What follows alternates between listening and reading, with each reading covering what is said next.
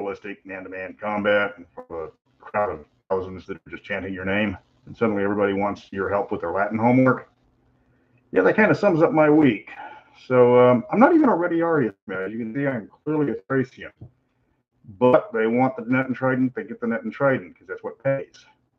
Anyway, so I'm using this to test my camera. And more importantly, people ask, and there's a few, because I'm a man of taste and I know what they're made for.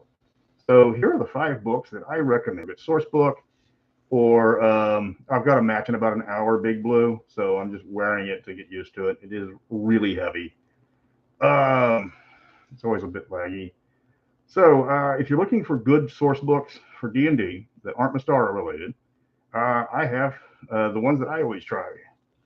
So first up, you've got right here, the Arms and Equipment Guide, 2nd edition, which apparently is in reverse because this is a camera.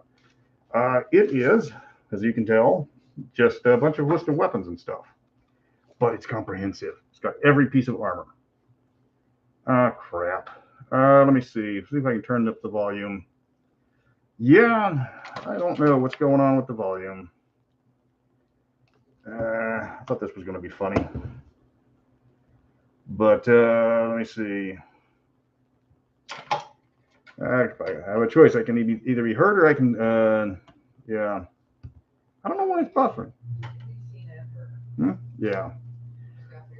Yeah, so we've got the Arms and Equipment Guide. This is from 2nd edition. They're not that hard to find. Yeah, well, I have the Sika, which I can't show you because YouTube will be all my ass, and the Aegis, the shield. Yeah, I don't know. It's YouTube. It's tens of millions of people trying to upload Will Smith memes are lagging it out. Yeah. Okay, so if you can find this, it's not hard to find. You can get it for about 40, 50 bucks. But if your players are looking for something to make their characters unique, and just like rather than just like, hey, I've got this, you can look for the weird weapons. Like the Copish is in here. There's not a lot of mechanical details, but for the people that love the fluff and stuff, it's a fantastic resource. And like I said, it's 2nd edition, so you'll have to do some work to make it 1st edition and stuff like that, or a 5th edition if you want to do that, or BECME. I think everything in BECME is in here, but this has like backgrounds and stuff and how to do the your backgrounds, how to do your the historical stuff. So if you are playing in Mystara and you want something that's like the Mongolian horsebow, this is where you get it. Okay, so that is for the source book. For the next one, Interplanar, 1st edition, Manual of the Planes, with the Astral Dreadnought. That guy, thank you, Pedar Ruin. Yeah, 50 bucks. The Manual of the Planes, I think you can get this over on drive-through, but do not quote me on any of this. This was the first book all the way back that took you to the alternate planes. And you want to know about the elemental planes, you want to know about the parallel elemental planes, the quasi-elemental planes, you want to know about the upper or lower planes. This was like in-depth. This was absolutely just mind-blowing when it came out. And it still holds up today. The stuff from 5th edition, was that, do I have a beard? When I need to, for legal reasons. You know, it's like you never want to stick to one appearance for very long. Trust me on that one. It helps and stuff like that. Fun fact, I've been picked out of a police lineup as a murderer more than once. Good times. But if you're looking for like a basic idea for never charged, acquitted, or indicted. Yeah, this one right here gives you information, and it even holds up to the 5th edition, 4th edition, and 3rd edition Manual of the Planes. It's a little sketchy, but it's broad, and it covers some stuff that they don't even talk about today. Yeah, Wizards is releasing a lot of 2nd edition stuff. Okay. So let me see. The next one up, this one was a tough one to get. Domains of Dread, Ravenloft. Okay, so the first book was, background on weapons and equipment. Then you have the background on the planes. This was a masterclass in how to write a setting, because these were the guys that the Stephen Fabian artwork. Try to get some of that in there. He was the artist that that they fought over at TSR. And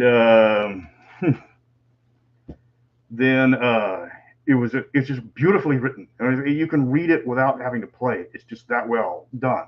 Everything's creepy. Everything is spooky. There's a few domains in here that make you want to. This helmet is really heavy, and it's not even there. But hey, it's mine. I bought it at the Coliseum. Yeah, they really don't like it when you stab people to death there, though. Man, times have changed. So yeah, the Domains of Dread. If you want to buy it and read it for a horror, it makes good horror stuff. There's a little bit of everything, and it's actually genuinely creepy. That's the best part about it. The people that got together and wrote this knew how to write horror. This book ain't easy to find, unless it's on the Guild, in which case it's really easy to find. And, 5th edition, yeah, I appreciate what the Mr. Ravenloft did with their books, but this one was the one that started it all. And I saw how the Mr. Ravenloft, they had a budget. It wasn't a very big one. I've looked at the book that they put out, and I really like it, but they could use an editor. You can get it at the Renaissance Festival, then they charge you a lot. This helmet didn't cost hardly anything in Italy. Okay, get ready for blasphemy, people. Book number 4, Forgotten Realms, 3rd edition. This is the WOTC one. I toss a lot of shade at Forgotten Realms. They deserve a lot of shade. They've gotten really cliche. They've just kind of swamped everything. But this book right here is how you put a setting book together. It contains lots of adventure hooks. It contains everything you need to know about the entire setting. Yeah, it has the problem with 3rd edition, where if you come across a character, let me see if I can find a character. Forget it. You take my word for it. If you come across a character, the character is going to take up almost half a page in just skills and listing of the feats. But that's the problem with 3rd edition. The character sheets took forever. The NPCs took a page and a half just to list, especially the experienced ones. But this one, it's got maps. You can tell where everything is. If you're looking to find something, you can find it. And that's the thing is, yeah, Forgotten Realms, the setting is cluttered. It's a mess. But we got 2 dogs, 4 cats, and a turtle that circles the house, getting closer every single day. But if you're looking for a setting book, this is how you put together a setting book. It's just well done. It's it's just well done. The people knew what they were doing when they put it together. It's got something for everybody. And if I wish I could put up a setting book this well done, but this is a Forgotten Realms setting book, and Mystara doesn't do little snippets; it does massive snippets. So if you like the setting books like in the 3rd edition style, this is the best one. It's the best one by far. Okay, the last one is another Forgotten Realms, and this one is a all-time classic. It's one of the best, and it's also the smallest. Aurora's Home Realm Catalog. If you don't have one, go get one. It says it's Forgotten Realms, but you can use it literally anywhere. I know my Mystara work was good, but it was a different kind of book. So this one right here is, all it is it's a catalog. It is literally a catalog. It's just, lots and lots of little stuff. It's like food, adventuring equipment. There's nothing really magical. There's nothing really there's nothing exciting about it. But you throw it to your characters, and they will spend hours going through it, making the perfect characters, or getting the stuff for what they want for their character. Does your wizard want a laboratory? He goes to the page on the laboratory, and he spins it, and he writes it down, everything. The guys that like to give you 20-page character backgrounds, the guys that like to keep track of every single copper piece, you need this. You absolutely need this. It is, I can't express how much this book is good, how good this book is, because it was a simple concept. let's just take everything in the Forgotten Realms, put a price on it, put it in a book. Nothing magical, with a little bit of magic. And there's it's good. You can use it for anything. It's generic stuff. Ignore the Forgotten Realms standpoint. You could easily use this in Mystara, Greyhawk, Birthright, and maybe not Dark Sun and Planescape. This is kind of boring. But I don't know where you can get this. The last time I saw one for sale, it was $35. I've had this thing since '91, as you can tell. It's just absolutely glorious. And this is my favorite. People will sit there when we start a new game. I'll put this out, and people will just pick through it, because that way they always have something. Thieves, especially, or sorry, rogues. So that is the 5 books. I will be having one other thing. I'm working on it now. I hate Patreon. Me and Patreon don't get along. We have a beef, and it's a long beef. It's never going to be a beef. It's going to be doing up. Are you serious? $100 for Aurora Soul Realm? Jesus Christ. Okay, I can either keep my game collection, or I can send my kid to Harvard and retire comfortably on a private island. Tough choice. Jesus. Granted, I've got a couple of books that are probably worth several hundred each, and that was and I didn't realize they were going to go up that high when I bought them for $10 30 years ago. But so what I'm doing is I've been working on some monsters and stuff. I'm going to throw them up on I'm going to basically be doing the pay what you want. I can't put them up on the DM's Guild because they're Mystara, and the DM's Guild does not allow Mystara.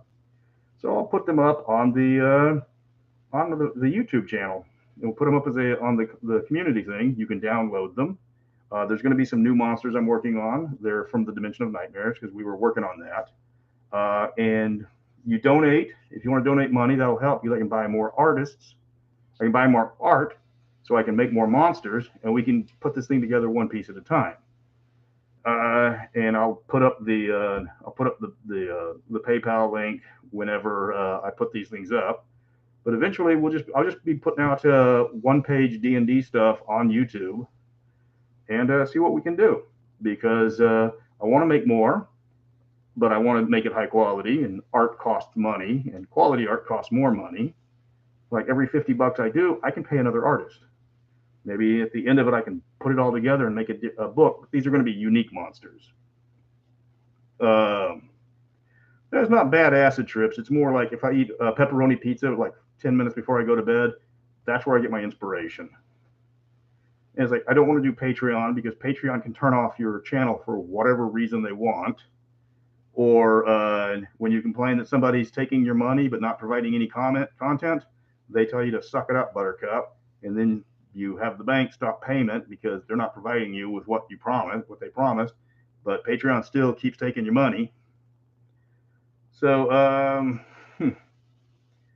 but yeah, the first monster we'll be coming up with is the Rexen, which is a lovely creature, which will probably give people, well, nightmares, which is the whole point. So guys, this helmet weighs 15 pounds. I am not kidding. So I am going to have to call this one short. And yeah, make my OnlyFans for all the people who want to see gladiators. So I hope you enjoyed this. This was testing out my my new camera, because I was told that I have to have a camera, and it actually works out good because I've upgraded the computer. Let me see. Got to make it quick. Be willing to contribute financially. I love a video directed towards new 5e players. Why Mystara in the known world is great, but spoiler free. Oh, that'd be tough, because Mystara is kind of full of spoilers. But yeah, we don't know. Actually, the funny thing, this right here, thumb in meant we think. This meant live. This meant die. That is Hollywood. That is pure Hollywood. Yeah. So I'm going to cut this one off. Thanks for showing up. I know it's going to be short, but I was testing the camera, and I'm going to have to go get some traction to get my neck back into place. So I will, when you put up a PayPal link in your video descriptions for people can, yeah, I'll do that. It's also on my About page. It's my PayPal link is always on my About page. I don't like to beg for money like some people do on their channels, but I'm also trying to make stuff, and making stuff ain't cheap. Yes, and this is tested successfully. Had some audio issues early, but YouTube apparently smoothed that out somehow. And yeah, I don't know what was going on with the pixelization, but that's on YouTube's end, not mine. Okay, guys, so have fun, and I'm going to go get some traction done real quick.